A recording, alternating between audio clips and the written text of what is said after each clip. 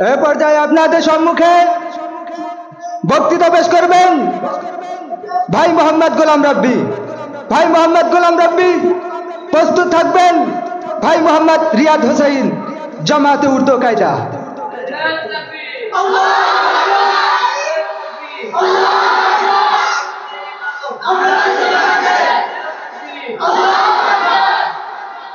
আসসালামু আলাইকুম ওয়া রাহমাতুল্লাহি ওয়া বারাকাতুহু। নাহমাদুহু ওয়া নুসাল্লি আলা রাসূলিহিল কারীম, আম্মা বা'দ। ফাআউযু বিল্লাহি মিনাশ শাইতানির রাজীম। বিসমিল্লাহির রহমানির রহিম।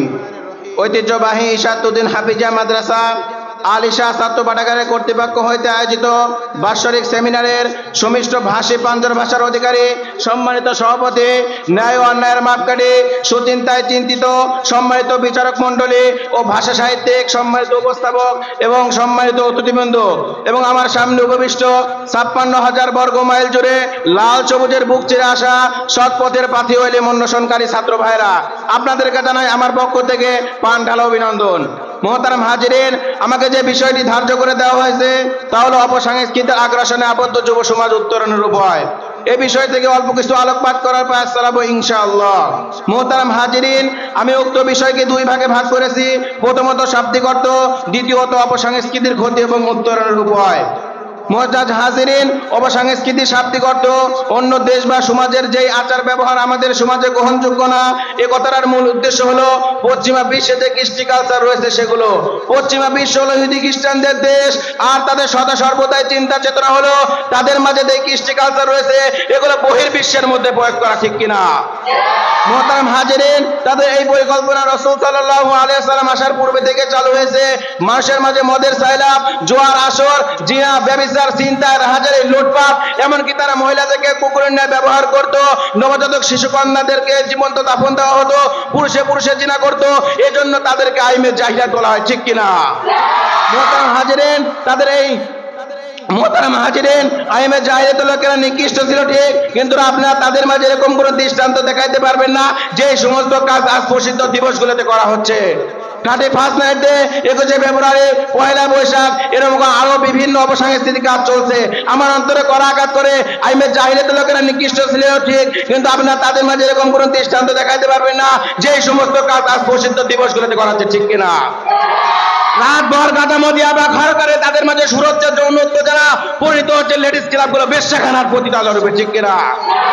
মোহতারাম হাজিরিন, আপনি আইবে জাহিলিয়াতের লোকদেরকে নিকৃষ্ট বলতে পারেন ঠিক, কিন্তু আমার অন্তরে করা আঘাত করে যে তারা জীবিত কন্যাদেরকে দাফন দিত ঠিক, কিন্তু আজ যে 4 বছরের শিশু কন্যাকে ধর্ষণ করা হচ্ছে, গাইবান্ধাতে 5 বছরের শিশু কন্যা তার আপন চাচার সাথে ধর্ষিত হচ্ছে, ঠিক কিনা? মোহতারাম হাজিরিন, এখানে শেষ নয়। আইবে জাহিলিয়াতের লোকেরা নিকৃষ্ট ছিল ঠিক, কিন্তু আপনারা তাদের মাঝে এরকম কোনো দৃষ্টান্ত দেখাইতে পারবেন না যে গর্ভবতী মাকে ছুরি এবং বল্লমে আঘাত করে হত্যা করা হয়। মোহতারাম হাজিরিন, এখানে শেষ নয়। আইমে জাহিলিয়াতের লোকেরা নিকৃষ্ট ছিল ঠিক, কিন্তু আপনারা তাদের মাঝে এরকম কোনো কাজ দেখাইতে পারবেন না যে 4 সন্তান এবং স্বামীর সামনে স্ত্রীকে ধর্ষণ করা, ঠিক কিনা? এবার সাথে এর থেকে পুরো পৃথিবীর উত্তরণের উপায়।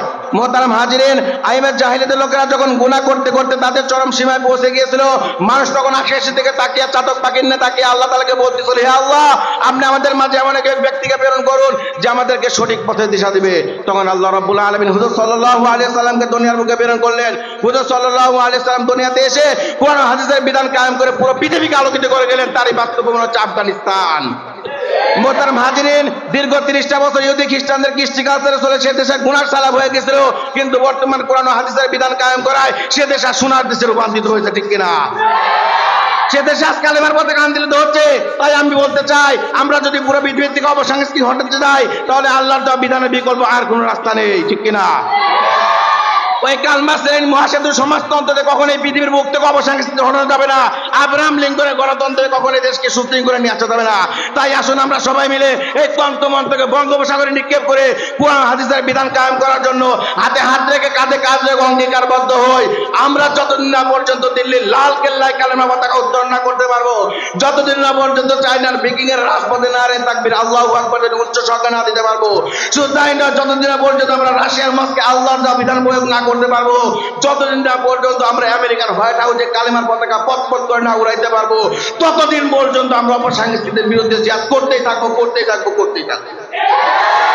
পরিশেষে আমি সাহাবায়ে ইকরামদের উক্তির সাথে উক্তি মিলে বলতে চাই, নাহনুল্লাযী বায়ু মুহাম্মাদা, নাহনুল্লাযী বায়ু মুহাম্মাদ আলাল জিহাদি মা বাকিনা আবাদা, নাসরুম মিনাল্লাহি ওয়া ফাতহুন করিব ওয়া বাশশিরিল মুমিনিন। আসসালামু আলাইকুম।